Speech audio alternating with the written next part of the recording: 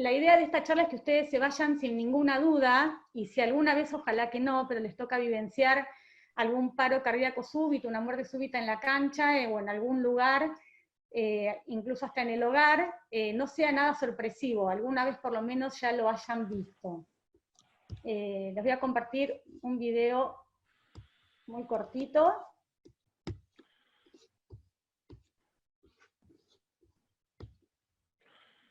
Bien.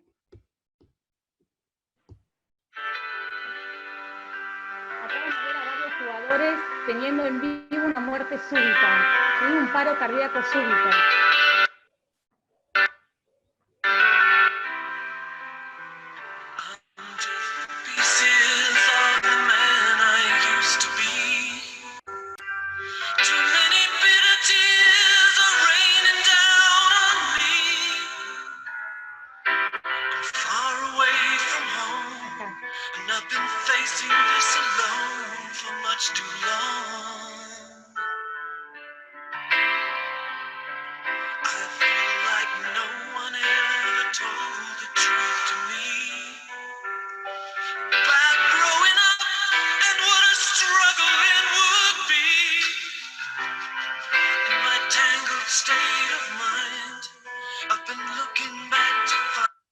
Bien, lo voy a cortar al video para que no se haga más extenso, pero la idea era que ustedes puedan ver, ay, perdón, ahí vuelvo a compartir pantalla.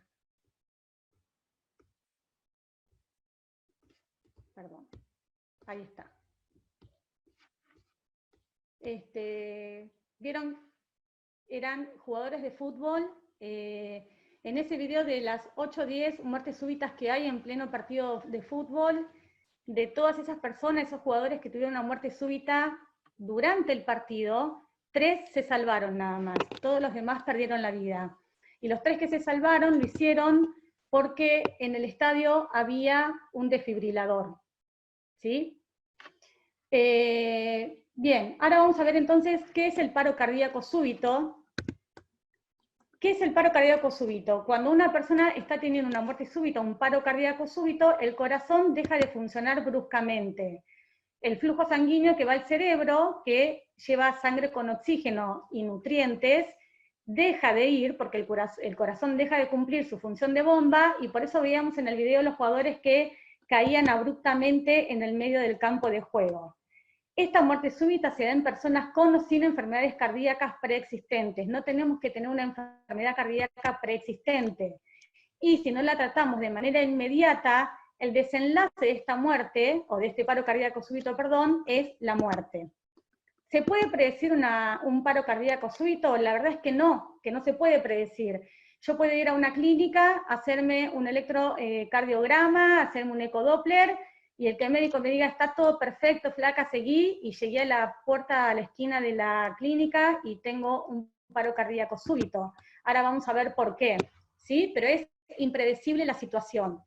Puede ser que previo al momento del ataque, del paro cardíaco, no sé si notaron, 2 como derrumbes de jugadores en el video, algunos iban oprimiendo el pecho y se veía como que tenían unos síntomas previos, y hay un jugador que se desploma directamente, cae de frente a la cancha. Esos jugadores que se ven como que se agachan y que se oprimen el pecho, pudieron haber tenido un síntoma previo, como dolor torácico, mareos, ganas de vomitar, palpitaciones, dificultades para respirar. El 50% de estas víctimas del paro cardíaco súbito no tienen una enfermedad preexistente conocida, ¿sí? Estas imágenes que aparecen acá, bueno, son conocidos porque es el bebé de Maru Botana, que tuvo una muerte, se llama muerte blanca, o las muertes de los bebés, alrededor de los 6 meses. El diseñador de moda es tan famoso, y ahora vamos a explicar por qué se ponen estas fotos, que él tuvo un paro cardíaco súbito durante la noche. Y atención a estos 2 últimos casos. Esta chica es Romina Yan, que era actriz. Ella tuvo un paro cardíaco súbito durante la clase con su personal trainer, y ella quizás hoy estuviera vivo si el personal trainer no hubiera cometido el gran error de subirla al auto cuando ella se descompensó y llevarla hasta un centro asistencial. porque ahora en las otras filminas vamos a ver qué pasa durante los primeros minutos del paro cardíaco súbito. Fue el gran error. Si a ella lo hubieran atendido en el momento y le hubieran empezado a hacer reanimación cardiopulmonar, quizás hoy estuviera vivo. Y en la primera foto que dice murió en la clase de gimnasia, que esto nos toca un poco más de cerca porque es una parte deportiva, es un nene que se llama Beltrán, que los profes de educación física lo llevaron a competir a una clase, una carrera, como hacemos, yo soy profe de educación física, muchos en los juegos bonaerenses, intercolegiales y demás.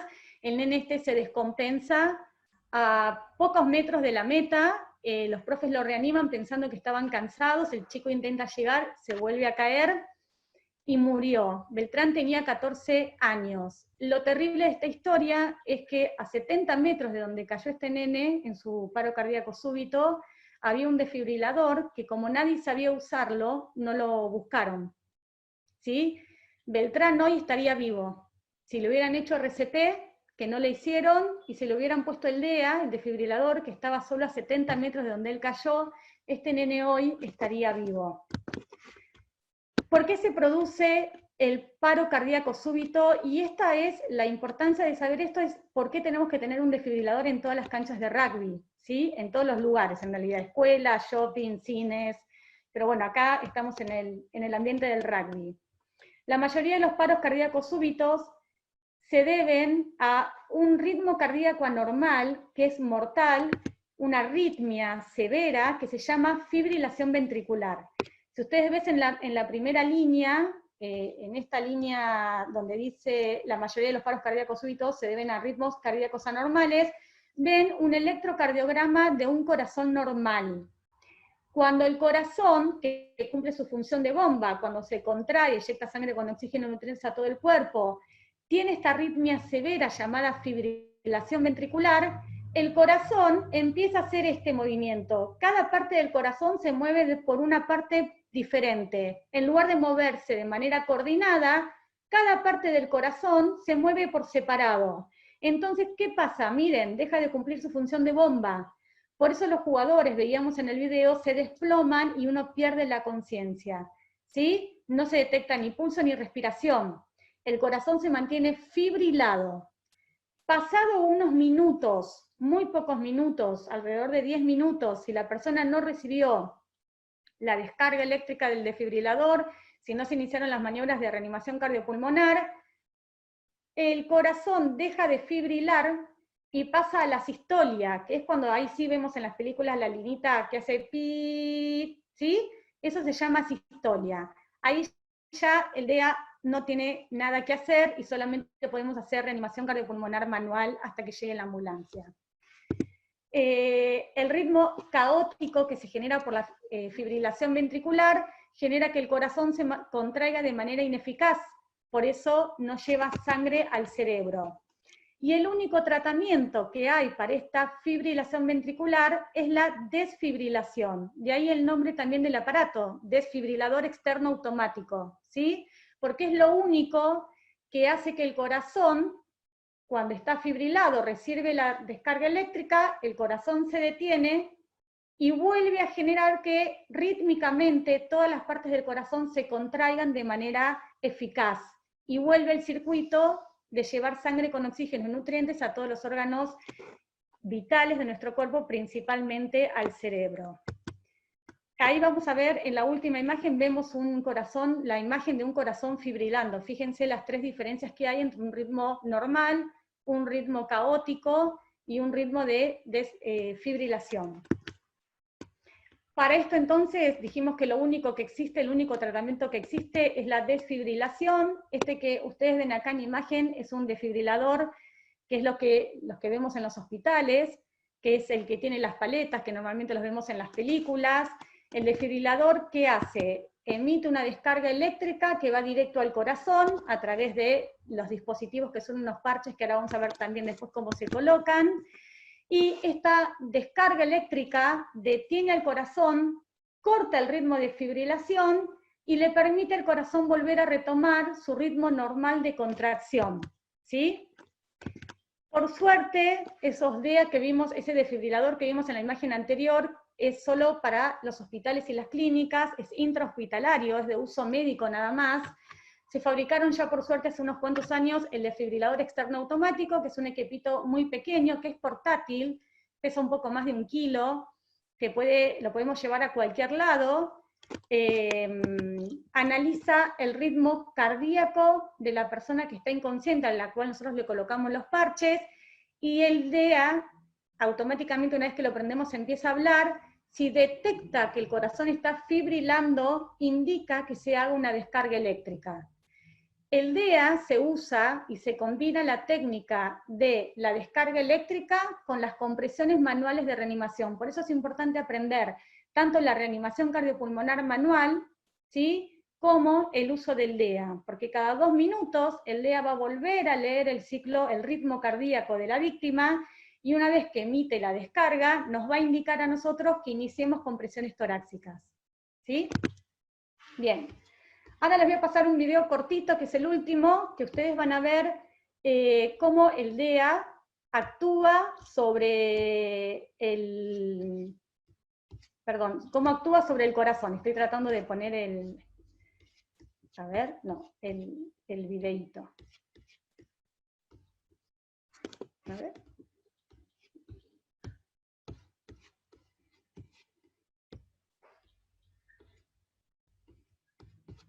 Un segundito, por favor, a ver si lo puedo... Ustedes me escuchan bien, ¿no? Sí.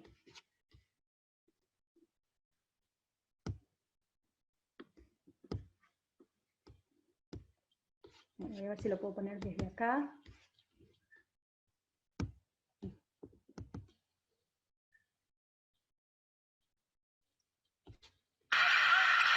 Entre sus víctimas se encuentra el famoso jugador de baloncesto, Hank Gatherer.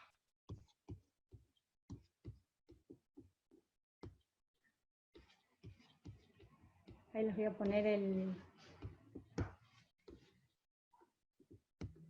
Ahí está.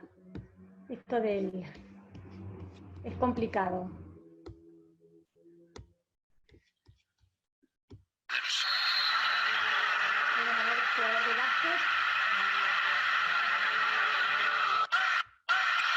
Entre sus víctimas se encuentra el famoso jugador de baloncesto, Hank Gatherer.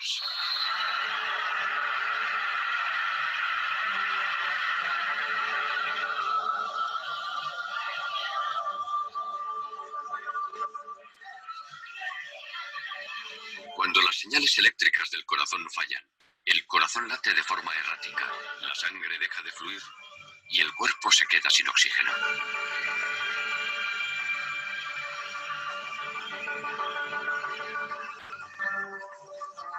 El corazón tiembla, incapaz de organizarse y de bombear sangre. Los médicos llaman a esta tormenta eléctrica fibrilación ventricular y también ritmo de la muerte.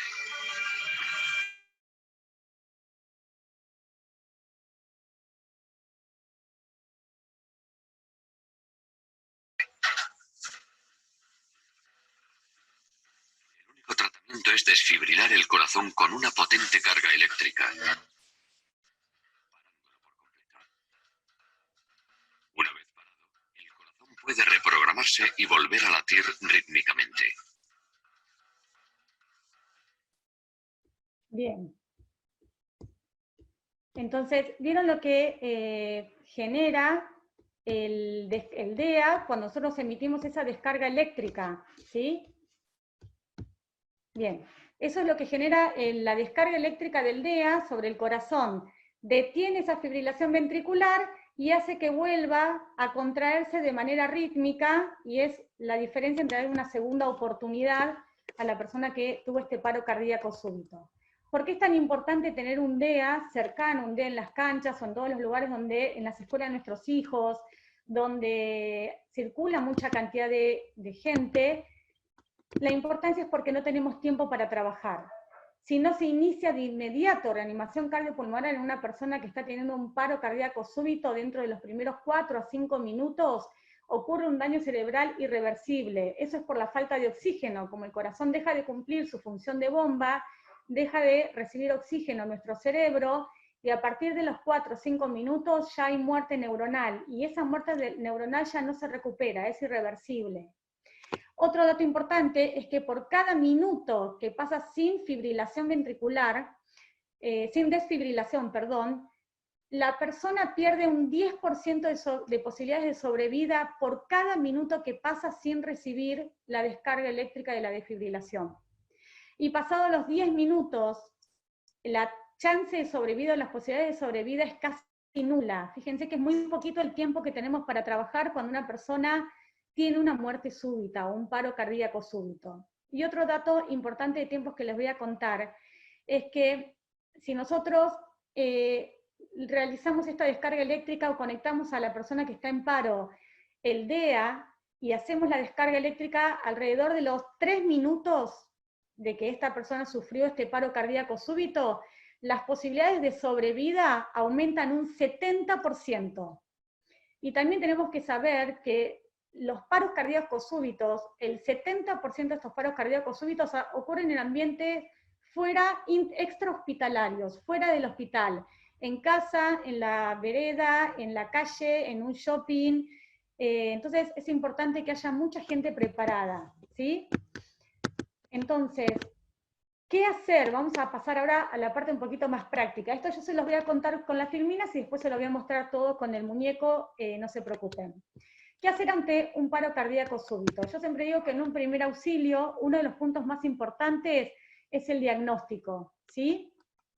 Esto que ustedes ven ahora es una cadena de supervivencia. La cadena de supervivencia se creó ya hace unos cuantos años, está conformada por 5 eslabones, estos 5 eslabones son indispensables uno de otros, por eso ustedes ven que están entrelazados, ¿sí? Son acciones complementarias para asistir a víctimas de un paro cardíaco súbito o alguna otra emergencia. En este caso está puesto para las personas con una muerte súbita. También les voy a agregar una adaptación que hay de la AJA, que es la Asociación Americana del Corazón, para atender a pacientes o a víctimas de un paro cardíaco súbito en tiempos de coronavirus. ¿Saben? Vamos a hacer todas las adaptaciones.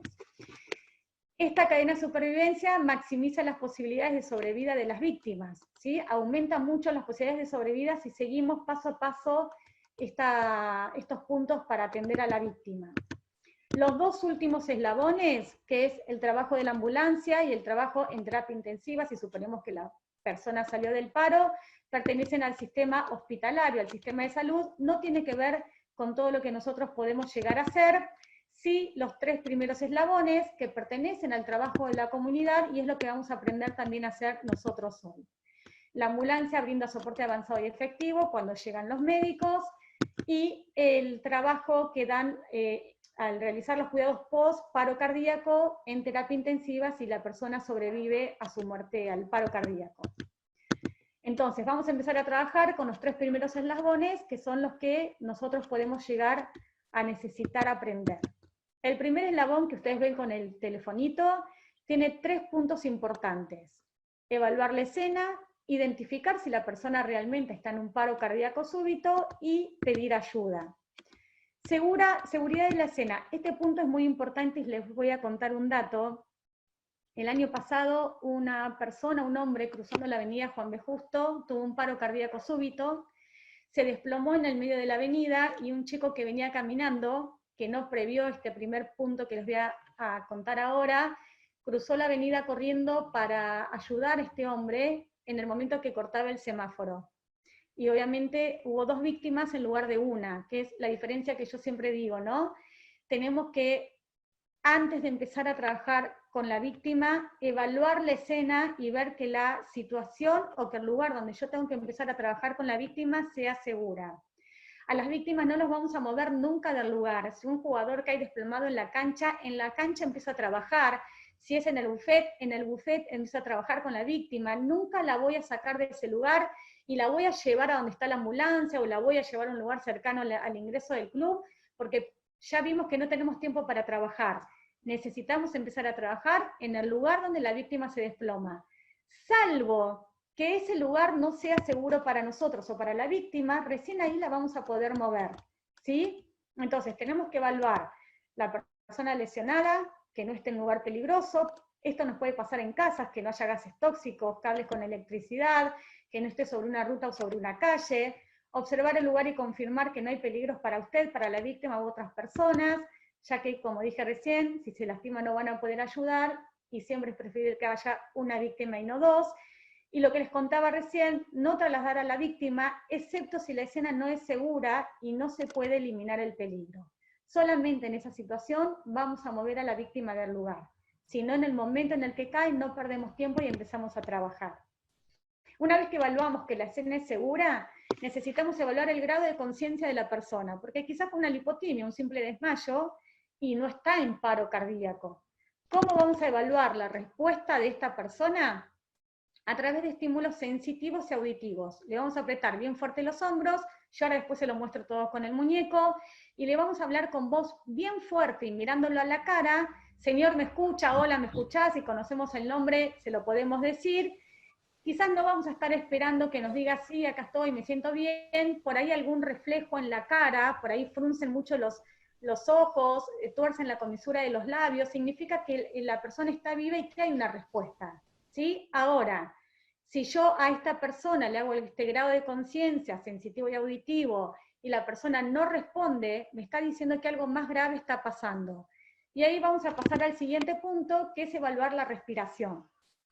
Para los que alguna vez hicieron un curso de reanimación cardiopulmonar, les cuento que el MES, ese que era miro, escucho y siento, hace ya muchos años no se hace más. El pulso no se evalúa, ¿sí? Hay alguien que creo que hizo una pregunta. Desapareció. Bueno, ahora anótense las preguntas que yo después contesto todo, ¿sí? El pulso no lo evaluamos más. Solamente nos vamos a fijar si la persona respira. ¿Por qué no evaluamos más el pulso? Porque se perdía mucho tiempo tratando de encontrar las arterias para colocar los dedos y evaluar la respiración, el pulso, perdón. Entonces, por una cuestión lógica, si la persona no tiene pulso, no respira. Y si la persona no respira, no tiene pulso.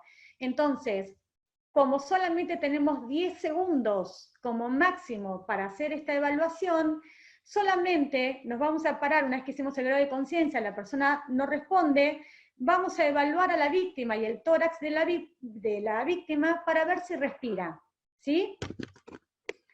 Vamos a buscar movimientos respiratorios desde la cintura hasta la boca, porque vieron que cuando respiramos el tórax y el abdomen hay una elevación tóraco-abdominal, y vamos a diferenciar, para asegurarme que la persona está en paro, estas respiraciones tienen que ser rítmicas, como respiramos nosotros siempre. Muchas veces confundimos con respiraciones agónicas, que es como esa respiración cortada, y después la persona no respira más. Eso ya me da una indicación de que la persona está en paro y que tengo que empezar a hacer reanimación, ¿sí? Entonces, si veo que el tórax de la persona no se eleva, la persona no está respirando, ya ahí diagnosticamos un paro cardíaco, ¿sí? Cardiorrespiratorio en este caso. Y acá, antes de empezar a trabajar, vamos a mandar a llamar al sistema de emergencias médicas. Si estamos en vía pública, el número que tenemos que llamar acá en Mar del Plata, en Argentina, es el 107, porque el 911 nos va a mandar solamente a la policía, ¿sí? Si estamos en vía pública, tenemos que llamar a la policía y a la ambulancia.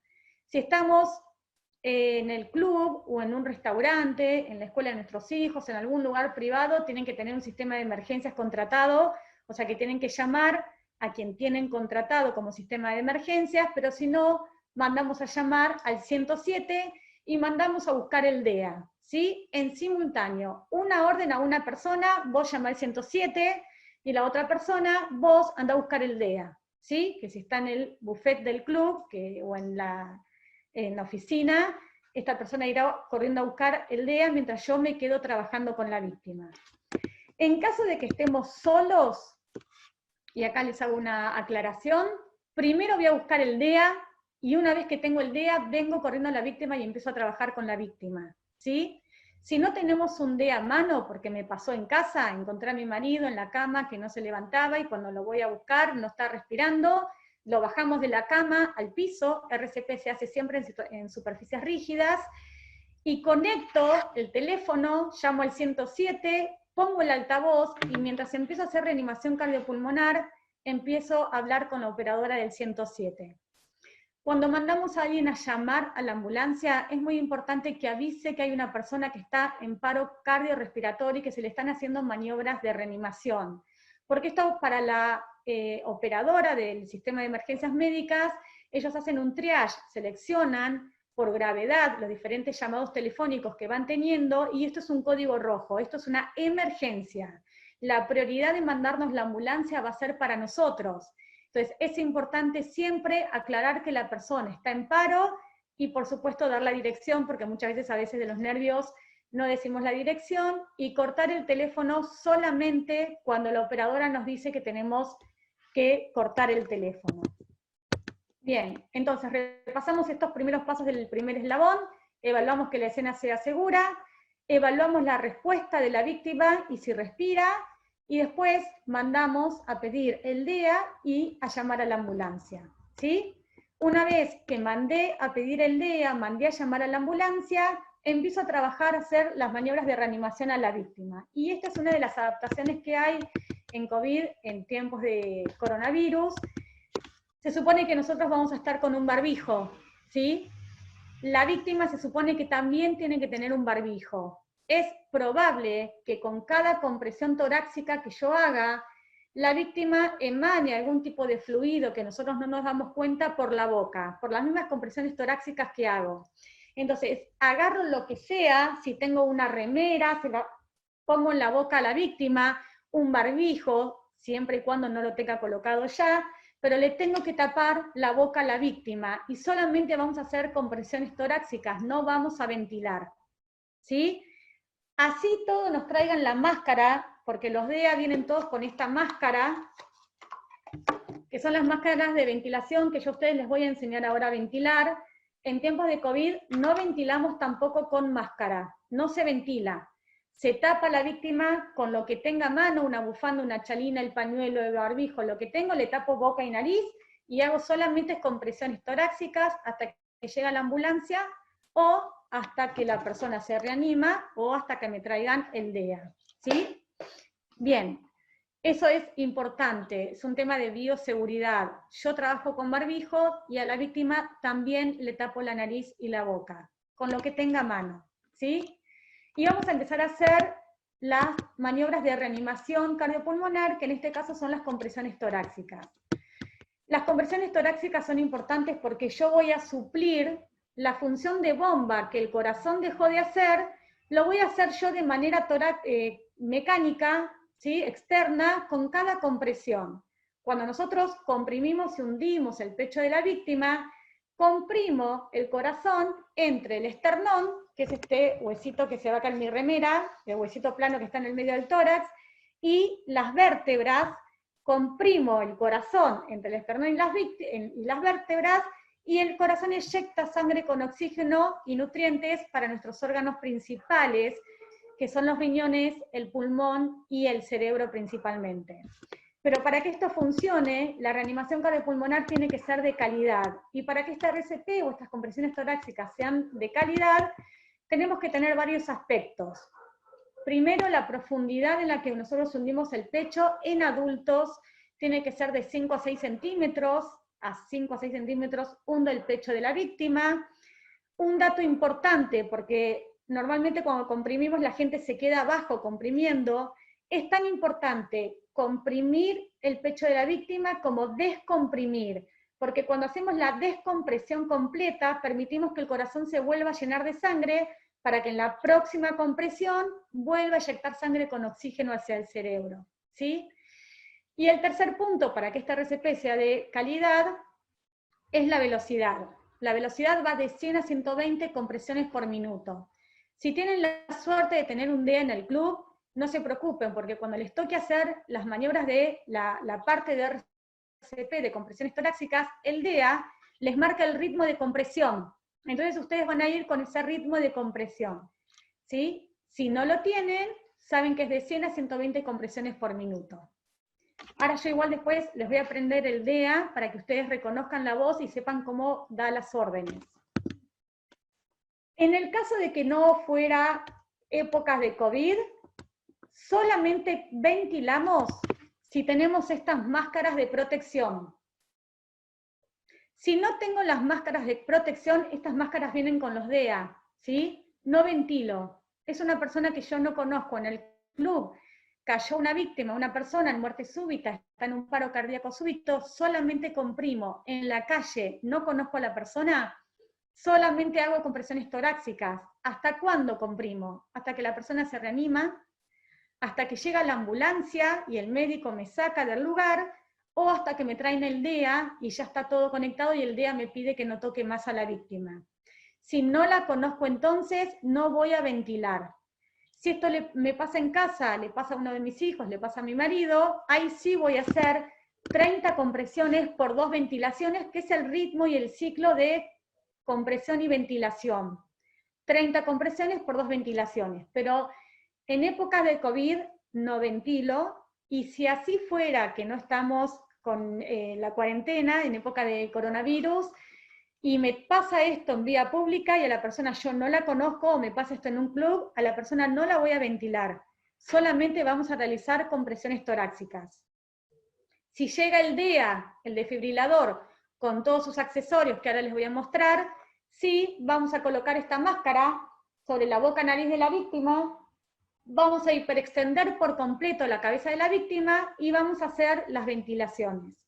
Estas máscaras, la característica que tienen es que son unidireccionales. El aire pasa, pero no vuelve. Y a su vez adentro, se ven mejor de este lado, tienen un filtro que evita que nos podamos contagiar la víctima a mí o yo a ella de algún tipo de enfermedades que se pueda transmitir por vía oral. ¿Sí? Bien. El último punto es el uso del DEA, el último punto que tiene que ver con esta cadena de supervivencia que tiene que ver con nosotros, ¿no? Es el uso del DEA. El DEA, entonces, lo primero que tengo que hacer cuando lo traen es encenderlo. El DEA es un aparatito, como dije hoy, que es chiquito, que ni bien lo estoy utilizando, lo que tengo que hacer cuando me lo traen es encenderlo, y es una salvación tener el DEA, porque el DEA una vez que lo prendí, me empieza a hablar y me va diciendo muy tranquilo, que una vez está en esa situación de que quiere que sea todo rápido, el DEA te lo dice todo muy tranquilo y te da tiempo para trabajar. Te indica que pegues los parches, te indica qué es lo que tenés que hacer, cuándo va a medir el ritmo cardíaco, cuándo no va a medir el ritmo cardíaco. Y tampoco tengo que estar preocupada por saber si me voy a olvidar de algo o no, porque el DEA lo dice todo. Incluso me muestra hasta dónde tengo que colocar las almohadillas con estos dibujos. ¿Se ven? Hay un micrófono abierto que por ahí ahí está. Entonces, hasta me dice en las almohadillas dónde las tengo que colocar. Entonces, una vez que traen el DEA, lo enciendo, coloco las almohadillas, porque el DEA ahí me empieza a hablar, coloco las almohadillas, y una vez que coloqué las almohadillas, que el DEA detecta que está todo bien, me empieza a decir, no toque a la víctima, analizando el ritmo cardíaco. Y ahí empieza a analizar el ritmo cardíaco de la víctima. ¿Cuándo el DEA va a funcionar? Va a dar la orden de emitir la descarga eléctrica cuando detecta esa fibrilación ventricular que yo les conté hoy que le sucede al corazón. Si el DEA detecta la fibrilación ventricular, va a decir, se recomienda descarga eléctrica, y va a emitir la descarga eléctrica. Si no detecta la fibrilación ventricular, es decir, que el corazón ya está en asistolia, en esa linita recta que les contaba hoy, solamente nos va a decir que realicemos compresiones torácicas. En una o en otra de las posibilidades, ya sea que se dé la descarga eléctrica o que no se dé la descarga eléctrica, el DEA nos va a empezar a marcar el ritmo de compresión y también cada 2 minutos va a volver a analizar el ritmo cardíaco de la víctima. Y en base a lo que detecte, va a dar la indicación de descarga eléctrica o de realizar solamente maniobras de reanimación cardiopulmonar. ¿Sí? Importante en estos 2 puntos, nunca tengo que tocar a la víctima cuando el DEA me dice que está analizando el ritmo cardíaco, y tengo que estar atenta a que nadie la esté tocando, porque si no va a confundir mi ritmo cardíaco con el de la víctima, y tampoco tengo que tocar a la víctima cuando le imprima o le realice la descarga eléctrica, ¿sí? Porque saben que es transmisible y podemos llegar a ver otra vez 2 víctimas en lugar de una. Entonces, tener bien claro, cuando analiza el ritmo cardíaco y cuando emite la descarga eléctrica, no tocar a la víctima. ¿sí? A los 2 minutos, entonces, como les dije, va a volver a emitir la señal de que va a estar analizando el ritmo cardíaco. Y antes de pasar a la parte práctica, este es un dato que es terrible, porque vieron que para habilitar desde la municipalidad, en todo el país pasa esto, cualquier instituto, escuela, shopping, negocio, te piden el matafuegos. Y miren estos datos, ¿no? Que cada 10 muertes, una es por paro cardíaco súbito, sin embargo, cada 1100 muertes, una es por incendio. Entonces la campaña nuestra también, al crear e implementar estos espacios cardioprotegidos, es que se exija que junto con el matafuegos también esté colocado el DEA. Esta es algunos espacios cardioprotegidos que han tomado conciencia el año pasado, y muchas de las personas que se han capacitado desde la fundación el año pasado. Bueno, hasta acá, y fui creo que bastante rápido, es la parte teórica. ¿Hay alguna duda? ¿Quieren hacer alguna consulta antes que les muestre con el muñeco toda la parte práctica? Están todos silenciados. ¿Podés habilitarle los micrófonos para que ahora podamos charlar? Te hago una consulta. En la primera etapa de... buenas tardes. En la primera etapa donde hablabas de fijar la zona y demás, como las maniobras de compresión son bastante, digamos, agotadoras, la etapa de consultar si estamos en un club, si hay otras personas que saben hacer RCP por el tema del agotamiento y la baja en la periodicidad de las maniobras. Sí. Sí, eso también es importante. Perfecto, perfecto eso. Lo iba a explicar ahora acá, que tengo a mi hijo que me iba a ayudar, cuando hiciera la parte práctica. Hacer RCP es agotador. Es agotador no solamente por la fuerza que uno tiene que imprimir para hundir el pecho de la víctima, sino porque a eso se le suma el estrés físico y emocional que conlleva la situación.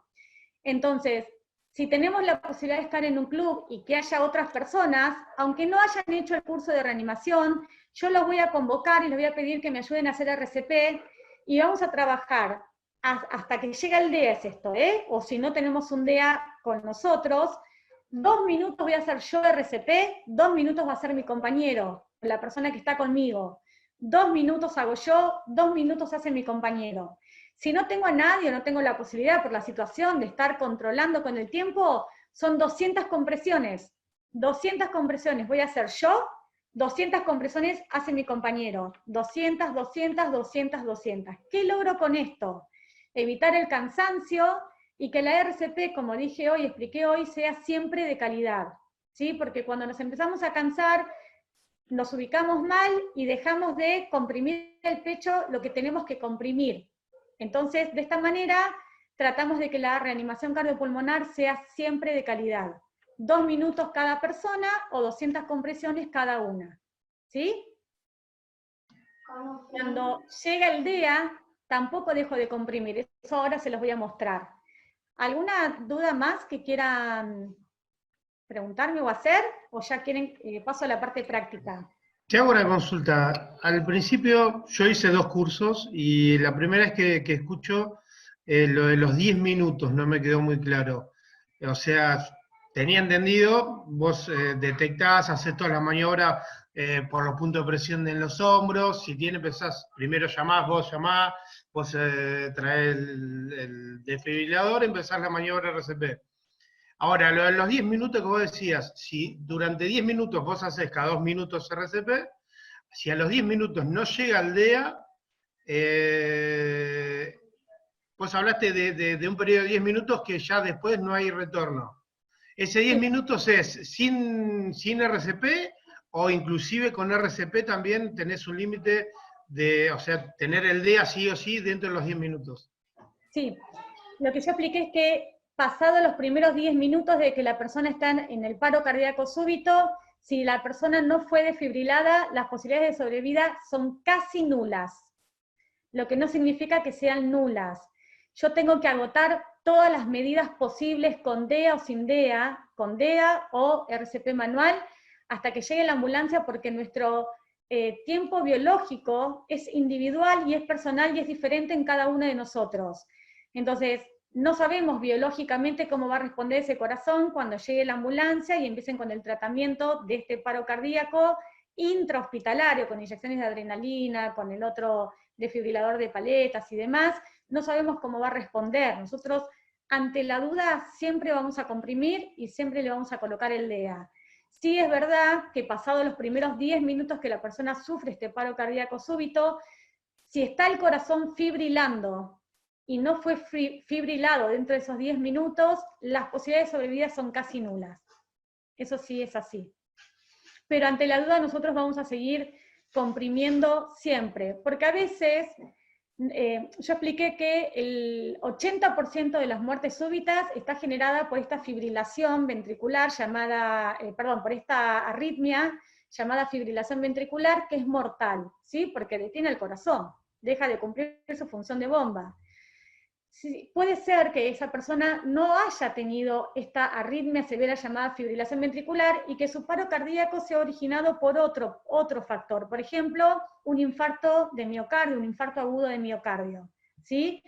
Si el corazón, si el DEA no detecta que el corazón está fibrilado, me va a decir que no haga la descarga eléctrica y que solamente comprima, ¿sí? En el caso de tener el DEA. Y si no tengo la posibilidad, porque esto me pasó en la costa y no hay ningún DEA cerca, solamente nosotros no sabemos por qué la persona entró en paro. Entonces, siempre, sí o sí, vamos a hacer la maniobra de RCP. Así, el tiempo me diga, no, mira, hace 10 minutos, 15 que está tirado, yo inicio maniobras de RCP. ¿Sí? Bien. ¿Quieren que pasemos a lo... Una nueva pregunta le puedo hacer. ¿Te puedo hacer una última pregunta? Vos hablaste vos hablaste de periodicidad y de compresión en cuanto a 5 centímetros. ¿Esto es igual en adolescentes o chicos más pequeños? En adultos, a partir de 8 años. Ahora yo igual se lo voy a mostrar. De 8 años en adelante, ¿sí? La reanimación cardiopulmonar se hace con 2 manos y el pecho se hunde de 5 a 6 centímetros.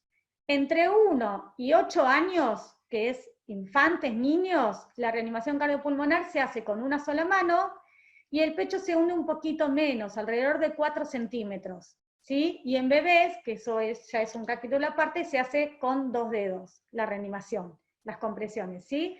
Pero lo que nosotros podemos llegar a encontrar en el club, salvo alguna madre que esté con su bebé, que puede pasar, reanimación se hace con 2 dedos, es en niños con una mano o adultos o niños mayores de 8 años en adelante con 2 manos.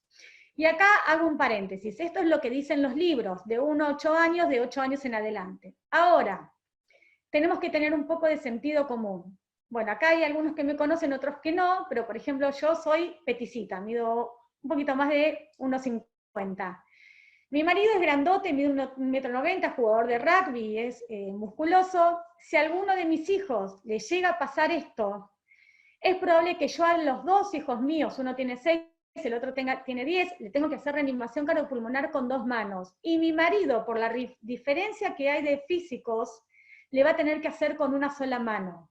Entonces uno tiene que tener y entrar en la lógica de evaluar el tamaño del auxiliador y el tamaño de la víctima también. No es tan exacto todo de 1 a 8 años, de 8 años en adelante, porque hay chicos de 7 años que son grandotes como yo, y hay chicos, por el contrario, de 10 años que son hiper flaquitos y muy chiquititos. Entonces ahí es cuando también puedo aparte lesionar, pero hay que evaluar la contextura física del auxiliador y de la víctima para saber si hacemos con 2 manos o con una mano. ¿Sí? ¿Alguna otra pregunta? ¿No? ¿Pasamos a lo práctico? Bien, voy a bajar la computadora, me voy a mover un poquitito para que puedan ver acá los muñecos. A ver. Ahí me van a tener que decir ustedes si se ven. Ustedes me ven acá el muñeco y me ven a mí. Habiliten los micrófonos si quieren, para poder dialogar, porque como ahora me tuve que correr. Sí, se ve. ¿Se ve? Perfecto. Bien. Sí, se ve. Ahora yo lo voy a hacer de manera práctica, todo lo que les conté recién de manera teórica, ¿sí? Encontramos a la víctima tirada en el piso, no sabemos lo que le pasó. Primero hicimos la evaluación de la escena, y ahora lo que vamos a tener que hacer es este grado de conciencia. Yo les aconsejo, sobre todo si esto fuera una cancha de rugby, que quizás haya otras lesiones, y el jugador o la persona no esté en paro, nunca se amarren a la víctima como a veces vemos en los videos de YouTube. Siempre mantengan el cuerpo estable de la víctima, toman los hombros y los presionan bien fuerte, y mirándole a la cara, esta víctima ya está con barbijo porque es cuando levantaron la cuarentena, y mirándola a la cara, le vamos a decir, señor, ¿me escucha? Esto es importante que lo hagan con voz fuerte, firme, gritándole y mirándole a la cara y presionándole los hombros al mismo tiempo. Es un estímulo auditivo y sensitivo, ¿sí? De las dos maneras. Si el hombre no me responde y no evalúo, no veo que hay ninguna respuesta, me voy a fijar si respira. Consejo personal, como el mes, como se hacía antes, no se hace más, voy a colocar una mano sobre el tórax, ¿sí? O el abdomen de la víctima, para evaluar la elevación tóraco-abdominal, ¿sí? Tener un parámetro más de la sensación, si la persona respira o no. La AJA, la Asociación Americana del Corazón, solamente dice que hay que observar, pero yo les recomiendo, porque genera mucho estrés, colocar una mano sobre el abdomen de la víctima para evaluar la elevación tóraco-abdominal también. Si veo que la persona no respira, ya estoy diagnosticando el paro cardiorrespiratorio. Vos, llamá al 107 y pedí una ambulancia. Vos, tráeme el DEA. ¿Sí? ¿Por qué de esta manera? Es importante señalar. En primeros auxilios está permitido señalar. Muchas veces pasa, como la gente es curiosa y quiere ver qué es lo que está pasando, que mientras vos estás trabajando con la víctima le decís, vos tráeme el DEA, vos andá a buscar a la ambulancia, y empiezan, no, anda vos, te miro a vos, porque todo el mundo se quiere quedar a ver.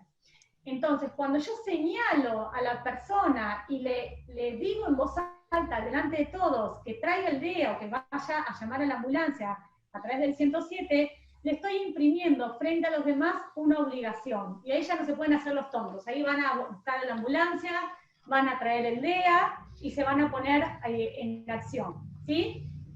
Entonces, mandé a alertar el sistema de emergencias, mandé a buscar el DEA. Y acá les voy a dar dos parámetros para colocarse de manera correcta, perdón, entré en calor, para colocarse de manera correcta en el lugar de las compresiones. Voy a apagar el muñeco, ustedes cualquier cosa me avisan si no se ve bien porque yo tengo la computadora lejos. Parámetro 1, quédate ahí, Agus. Parámetro 1 es tocar el abdomen de la víctima. El reborde costal, esto si quieren lo pueden hacer ustedes, abdomen, llegan hasta donde está la línea de las costillas, caminan con los dedos, y donde se unen las dos costillas, acá con el muñeco se ve bien, donde se unen las dos líneas de las costillas, coloco dos dedos. Con la otra mano, nunca con la misma mano, porque ahí perdí el parámetro anatómico. Dos dedos, con la otra mano coloco el talón de la mano, pero fíjense que yo dejo mis dos dedos libres, no los tengo que tapar, ¿sí? Tengo que colocar el talón de la mano al lado, entrecruzo, y ahora se las muestro con el muñeco acostado, y ahí empiezo a comprimir. El otro parámetro anatómico que tengo para saber es, desde la línea media, ¿sí? De las tetillas, o los pezones si es una mujer, y la línea media esternal, coloco un dedo. Entre la línea media de las tetillas y el esternón, un dedo, y ahí sí coloco el talón de la mano. Ahora se lo voy a mostrar entero, porque ahí se ve en el muñeco. Abdomen, reborde costal, dos dedos, talón de la mano. ¿Cómo es la posición? Entrecruzo la otra mano, y ahí me voy a colocar, me voy a venir más atrás, de esta manera.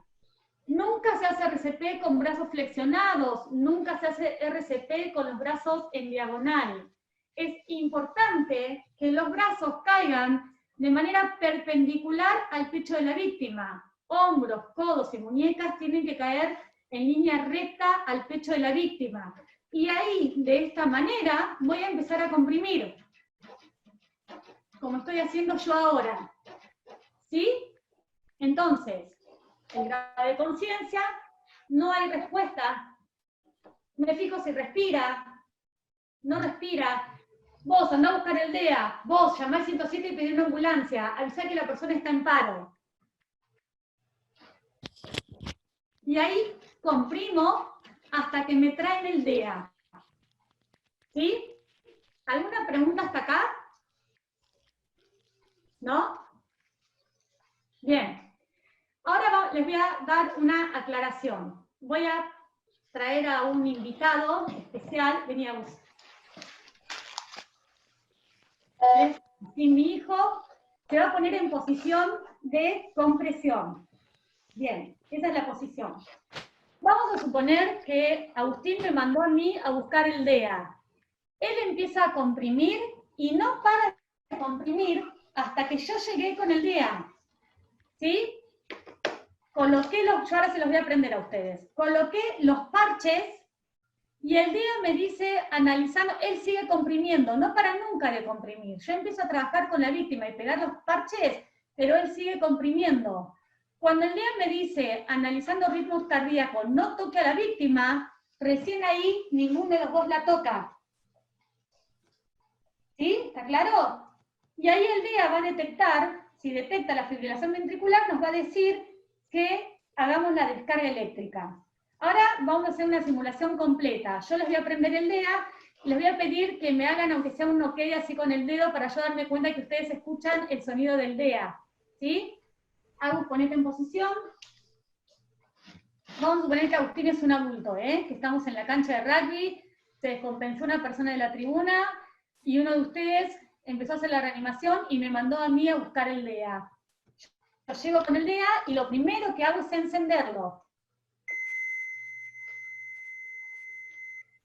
Coloque la almohadilla firmemente sobre el pecho descubierto del paciente. Esta me dice que va debajo del hombro derecho. ¿Escucharon el DEA? ¿Sí?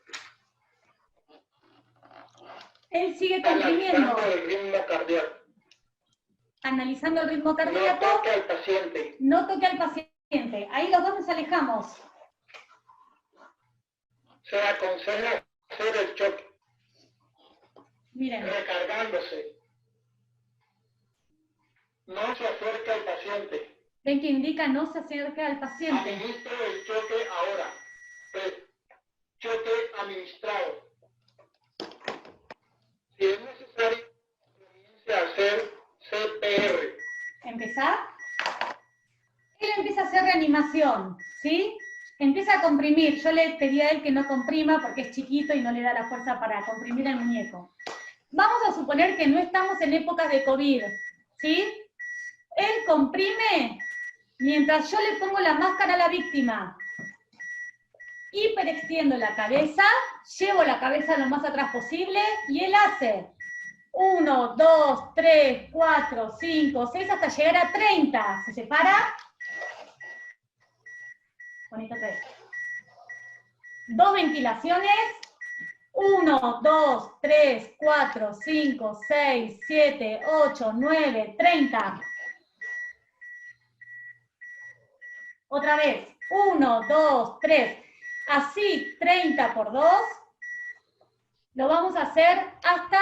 Listo, hijo, gracias. Lo vamos a hacer hasta que el desfibrilador nos vuelve a decir, analizando ritmo cardíaco, no toque a la víctima, y ahí nos vamos a volver a correr. En épocas de COVID, que la persona está con su barbijo, solamente voy a comprimir durante los 2 minutos que el DEA me dice, realice las compresiones torácicas. Yo solamente comprimo, no ventilo. Así tenga la máscara, no ventilo, ¿sí? Y a los 2 minutos de ejecución, el DEA me va a decir, analizando ritmo cardíaco, no toque a la víctima. Ahí me separo.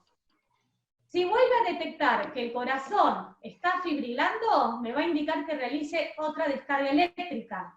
Y si me dice o detecta que el corazón no fibrila, va a decir, no se recomienda descarga eléctrica, inicie maniobras de reanimación cardiopulmonar. ¿Sí? De la parte práctica, antes de que vuelva a subir la compu, ¿alguna duda o quieren que repase algo otra vez? ¿No? Bien, decime. Tenés el micrófono silenciado. Sí, Fernanda, ¿por qué no explicás cómo haces el cambio de una persona que te está ayudando en la maniobra? Bien, teníamos... Bueno, Vamos a suponer que no tenemos el DEA de los 2 minutos, ¿me decís? Claro, sí, cuando para la fatiga, para evitar la fatiga en la maniobra, ¿cómo la haces? Sí, así. Vamos a hacer así. Esperen que esto no lo practiqué con él. Vos ponete para reanimar y cuando yo te digo cambio, te sumás vos.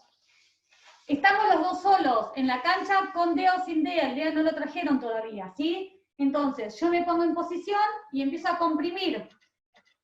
¿Sí? 200 compresiones torácicas o 2 minutos. Cuando estoy por llegar a las 200 compresiones torácicas o a los 2 minutos, te pones en posición, cambio. Se pone 1, 2, 3, 4, 5, 6, 7, 8, así 2 minutos. O 200 compresiones. Cuando yo, que soy la que está descansando, estoy tomando el tiempo, ahí le digo cambio. 1, 2, 3, 4, 5, 6, 7, 8. ¿Sí? Vieron que el tiempo sin compresión es casi nulo. La entrada de uno y del otro es prácticamente en simultáneo. ¿Sí? ¿Se vio bien? Bueno, buenísimo. Parte práctica, ¿alguna duda más? ¿te paso una pregunta? Sí. Cuando uno tiene que poner los parches, ¿qué hay que sacar la remera, se pone arriba la remera? ¿Cómo es el tema de la ropa? Todo lo que es RCP, gracias por la pregunta, creo que no lo dije yo. Cuando nosotros, gracias hijo. Cuando nosotros analizamos que la persona no respira y sé que tengo que empezar a hacer RCP, automáticamente le saco toda la ropa que tenga. No me importa si es hombre o si es mujer, le saco todo lo que tiene. Campera, buzo, le levanto la remera, tengo que tener el tórax libre y hacer las compresiones torácicas sobre la piel de la víctima. ¿Sí? El DEA, esperen que me quiero sentar. ¿Alguien más quiere decirme algo de esto? ¿La parte práctica? ¿No? Bueno, de última después lo vuelvo a bajar. Así les explico bien acá. El DEA viene con un estuche, aparte del aparatito, esperen que se los voy a mostrar. Aparte del aparato y los parches, que ahora les voy a explicar algunas cositas más, el DEA viene con un estuche que tiene unos elementos más. Tiene una prestobarba, una maquinita de afeitar. Si el jugador, la persona que está en paro, es muy peluda, los parches no se pegan. Entonces con esa prestobarba, esa maquinita que trae el DEA, yo le voy a rasurar los lugares donde pego el parche. No le tengo que depilar el cuerpo entero. Solamente rasuro los lugares donde le voy a colocar el parche. Un parche indica que va debajo del hombro derecho y el otro en diagonal abajo de la tetilla izquierda. ¿Sí? Bien. Otra de las cosas que trae el DEA es una toalla, un pedacito de toalla. Si la persona está muy transpirada, porque es un jugador que estaba jugando, salió de una pileta, estaba corriendo por la costa y está transpirado, tengo que secarle el tórax a la víctima, tengo que secar el lugar donde voy a colocar los parches, ¿sí?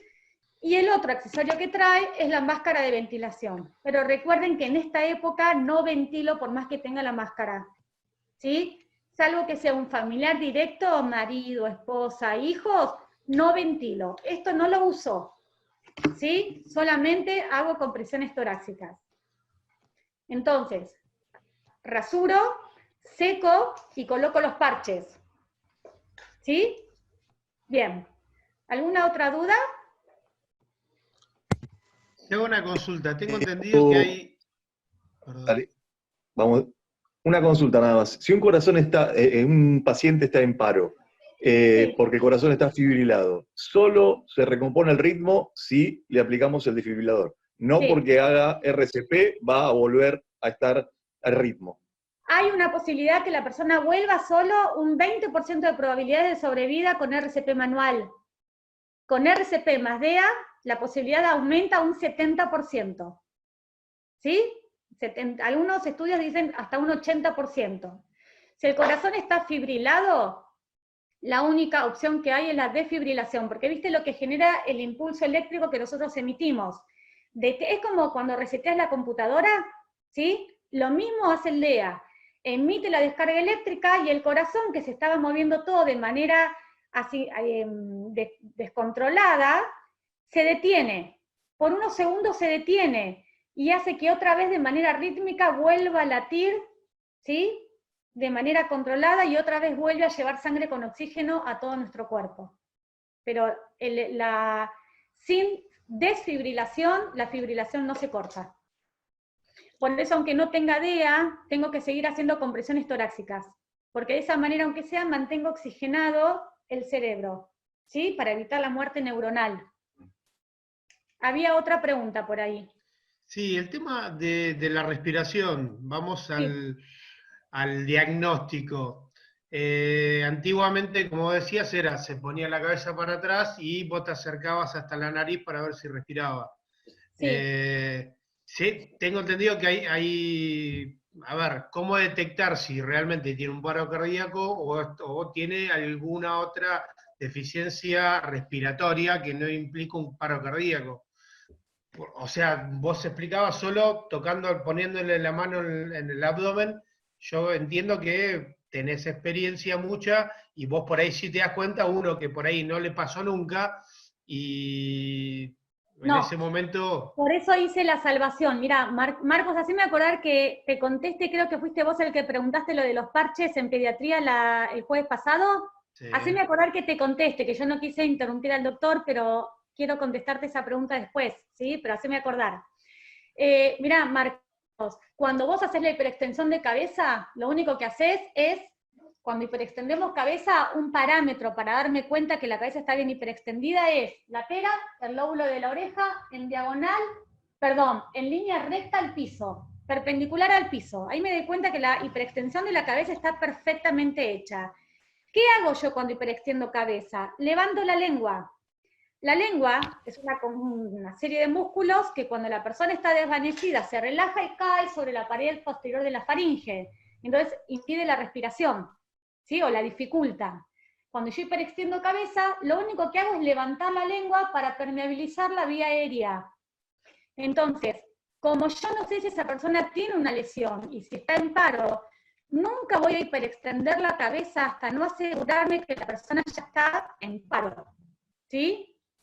Entonces, la AJA, la Asociación Americana del Corazón, dice que solamente tenés que observar a la persona. Lo de poner una mano en el abdomen es una recomendación mía por mi experiencia, porque eso es un parámetro más de ventilación, ¿sí? Ahí te vas a dar cuenta. Si a vos te ayuda a acercarte y evaluar, colocar tu mejilla sobre la boca, nariz de la víctima para sentir la respiración, hacelo. Vos sabés que más de 10 segundos no podés tardar en hacer ese diagnóstico. Hoy en día, con el COVID, yo no te recomiendo que te acerques al pecho de la víctima, a la boca de la víctima. ¿Sí? Ante la duda, vos comprimí. ¿Sí? Y te contesto lo de los parches, para ir cerrando. La mayoría de los clubes y de los lugares o de las instituciones a donde nosotros vamos, solamente tienen parches de adultos. Los parches de niños se vencen mucho más rápido que el adulto y normalmente son carísimos, y normalmente no hay parches de niños. Entonces, lo que vamos a hacer en menores de 8 años es colocar, en lugar de poner los parches así, ¿ustedes me ven bien ahí? ¿Cómo va? Vamos a colocar un parche en el medio del tórax y el otro parche lo vamos a colocar atrás en la espalda. ¿Sí? Menores de 8 años, un parche en el tórax y un parche en la espalda, el parche de adultos. Si tengo el parche pediátrico, coloco el parche pediátrico como dice el muñequito. Pero si me traen un día el paro cardíaco, ustedes vieron que les mostré en las fotos que no distinguen ni clases sociales, ni edades, ni personas, ni situación social. Si un nene cae en la cancha en muerte súbita y me traen el DEA con los parches de adultos, coloco uno en el medio del pecho el otro en la espalda y trabajo exactamente igual a como hicimos recién en la parte práctica. No hay diferencia. ¿Sí? Noé, me querías hacer una pregunta. Noelia, de San Ignacio. Sí, hola. Quería preguntarte para colocar el DEA, que decías que había que secar y rasurar, si Sí. en ese momento se deja de comprimir para hacer todo Nunca. eso, o se hace No. todo junto. Todo junto. Viste que yo mostré con Agustín, porque se supone Sí. que a nosotros nos mandaron a buscar el DEA, la persona que se queda trabajando con la víctima comprime. Mientras esa persona está comprimiendo, yo rasuro, yo seco a la víctima y coloco los parches. ¿Cuándo Todo dejo junto. hacer RCP? Cuando el DEA me dice no toque a la víctima analizando ritmo cardíaco. Perfecto. ¿Sí? Bien. Carlos. Una pregunta. Sí. El tema del mantenimiento y la carga del DEA, ¿tiene alguna alarma o cómo sabemos o cómo hacemos en el club para saber cómo recargarlo, etcétera? ¿Y cuánto Mirá, dura, cuántos disparos tenés por vez? No sé si tiene un límite. Sí. El DEA tiene un sistema automático que cada tanto hace como un backup y si tiene alguna falla, marca con una luz. Cada club, una vez por mes, tiene que hacer una recomendación, tiene que hacer una evaluación de su DEA, y si ve que hay una luz, anda hijo si querés, si ve que hay una luz encendida, que hay algún desperfecto, tiene que llamar para avisar que lo vengan a arreglar. ¿Sí? Pero los DEA son autónomos, se manejan por su cuenta. Lo que sí tienen que saber es que los parches son descartables. Cuando yo ya terminé de usar el DEA, lo único que tengo que hacer es desconectar los parches del DEA, y esto se lo lleva puesto a la víctima. Yo no le saco nunca los parches a la víctima. Lo único que me llevo al club otra vez y lo guardo es el aparatito, y le conecto los parches nuevos, porque estos parches no me sirven más. Estos parches son descartables, y es posible que el conector le sirva al DEA a los médicos de la ambulancia, entonces utilice los mismos. Ya ahorra tiempo en la ambulancia. ¿Sí? Los parches se los dejo puestos a la víctima. Y si la víctima se recupera, tampoco le saco los parches, porque el DEA va a seguir analizando el ritmo cardíaco. Y puede ser que la persona vuelva a entrar en paro. Entonces yo, hasta que no se lo llevó la ambulancia, yo nunca más le saco los parches a la víctima. ¿Sí? Porque aparte esto a mí, al club, no le sirve más. Y esto es una parte importante. Hay un club en Buenos Aires de los más conocidos, cuyo nombre empieza con H, que vemos los partidos cuando estaba bien la situación por ESPN y demás, que tiene un DEA en su club, pero el DEA está fuera de estado. Si ese club tan reconocido llega a caer una persona, un jugador, en muerte súbita en su cancha, no le sirve el DEA que tienen, porque está fuera de estado. Entonces, esto es lo que hay que tener claro. Tener un DEA no significa tener un espacio cardioprotegido. El DEA tiene que estar en condiciones, tiene que haber carteles en todo el club que me indique dónde está el DEA, porque si esto a mí me pasa en la cancha 1 y el DEA está en el buffet, yo a través de los carteles, que se llama señalética eso, donde esté, yo tengo que saber, en la parte del club o del shopping, donde esté, yo tengo que saber dónde está puesto el desfibrilador. ¿Sí? Y a su vez tener el personal capacitado para poder usar el DEA y hacer las maniobras de RCP. Perdóname, ¿y cuántas descargas se banca en un evento? ¿Es ilimitado? Ilimitado. Pensá que es una descarga, 2 minutos de compresiones, una descarga, 2 minutos de compresiones.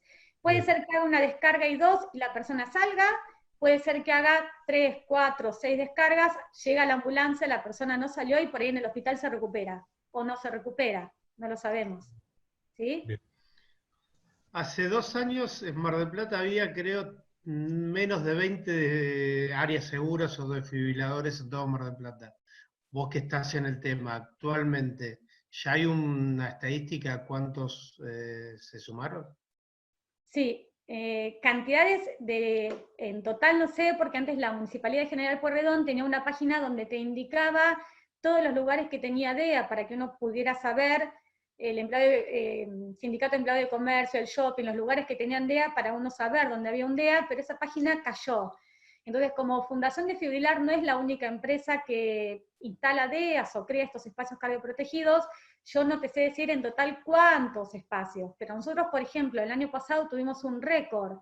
más de 600 personas capacitadas, y creo que eran en toda la provincia de Buenos Aires, que nosotros viajamos mucho también, más de 60 espacios cardioprotegidos pudimos instaurar. ¿Sí? Hay como una toma de conciencia, por eso es importante. No solamente, yo no sé de qué club es cada uno, hay muchos clubes de acá que ya tienen un DEA, el que ya tiene DEA, empezar a molestar como manager, no sé si todos son manager, para ver si el DEA está en condiciones, para ver quién está capacitado y quién sabe usar el DEA, para ver si los profes, el personal que está con nuestros hijos, están capacitados en primeros auxilios, si tienen el DEA, si saben hacer reanimación, si saben usar el aparato. Las escuelas nuestras, las escuelas donde van nuestros hijos, la mayoría, creo que hay 2 con DEA, una cardioprotegimos nosotros el año pasado, que fue Jesús Obrero, y creo que Don Bosco, pero que no es espacio cardioprotegido, solamente tiene el DEA, y después faltan DEAs en las escuelas, en los clubes, en los shopping, y bueno, un montón de restaurantes, bares y demás, no tienen DEA. Hay que empezar a molestar con las preguntas, para saber dónde está el DEA. Bien. Fernanda, bueno, vamos a ir cerrando, no sé si hay alguna pregunta que quedó pendiente con respecto a lo que nos explicó Fernanda. ¿Nada? Una más, perdón. Hablaste de atender a la víctima en la cancha, donde sea. ¿Qué pasa si el piso está mojado? ¿Por qué? ¿Cómo te protegés vos? Llovió, está la cancha húmeda, está inundada, no. Vos hacés la atención, y vos ¿cómo te protegés cuando hace la descarga? Hacer el DEA, podés hacer RCP o dar la descarga eléctrica con lluvia. Vos tu única protección es cuando el DEA va a dar la descarga eléctrica, vos no tocar a la víctima. Es lo único que tenés que tener claro. Hay, Carlos, 30 segundos te pido. Hay 2 tipos de DEA.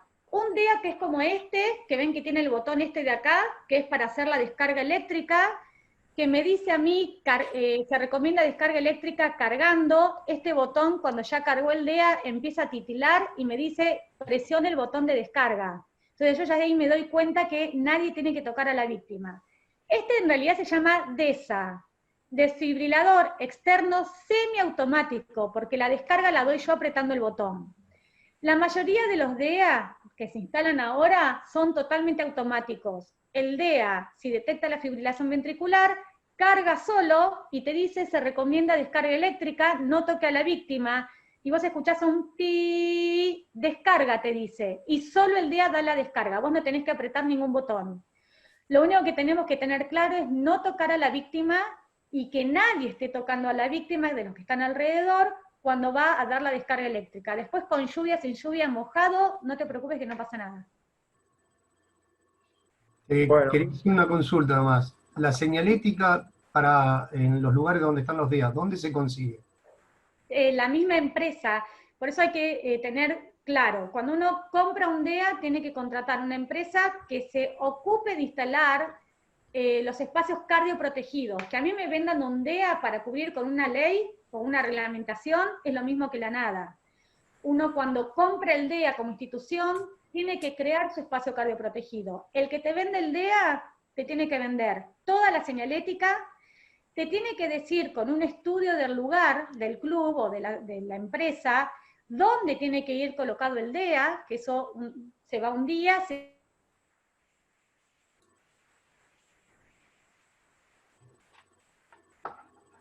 carteles, sí. Y además te dan la capacitación para el personal. Hay que buscar el combo, ¿sí? Pero la misma empresa te los tiene que dar. Sí. Bueno, es que ya el DEA ya está hace años que está en el club, pero no tenemos no conseguimos la señalética. Bueno, no sé de qué club sos, Luis. De Sporting. De Sporting. No sé en qué, quién les vendió el DEA a ustedes, pero pueden contratar individual, pueden contratar cualquier... pueden contratar cualquier empresa, Fundación Desfibrilar o cualquier otra empresa que se encargue de implementar espacios cardioprotegidos y pedir que vea el DEA para ver en qué condiciones está el DEA y los parches. Es muy importante las dos cosas. Evaluar los carteles, podés encargar o pedir los carteles solo, y la capacitación del personal, porque vieron que el rugby, los profes, los managers, es una situación bastante dinámica, en movimiento de gente, pueden hacer unas capacitaciones para el personal y poner la señalética teniendo en cuenta el DEA que ustedes tienen. ¿Sí? Gracias. Una última pregunta. ¿Qué rango de valores se manejan con los DEA, aprox? Hay de todos, entre 1.200 y $2.000, alrededor de $2.000 es lo que cuesta hoy un DEA. No sé, la convertibilidad, 200.000 pesos, entre 150.000 y 200.000 pesos. El DEA es eterno, el DEA te dura toda la vida, no es algo que lo perdés con el tiempo. Y si vamos a lo que es plata, no es plata. Para ninguna institución hoy 120.000, 150.000 pesos es plata, teniendo en cuenta que salva la vida de una persona, de un nene, ¿viste? No hay diferencia de edades con la muerte súbita. Bien. Bien, bueno, Fernanda, por supuesto, agradecerte, mil gracias por el tiempo, la dedicación, la preparación y la presentación que nos diste a todos.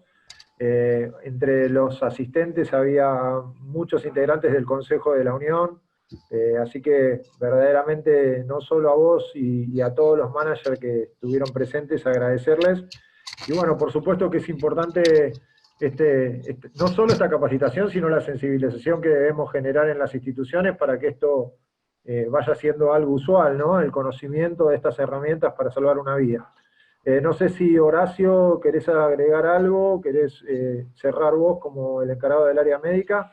Yo ya te dejo la palabra en ti. Muchas gracias, Fernando.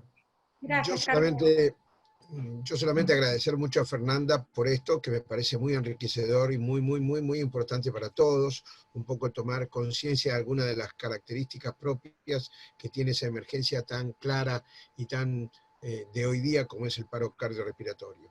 En el caso particular, he tratado de buscar por intermedio de gente de la UAR el hecho de ver cómo puede beneficiarnos con algún tipo de subvención o algún tipo de beneficio económico que nos pueda dar la UAR a poder conseguir o tener tramitado algunos de los DEA que necesitamos para nuestra unión de rugby.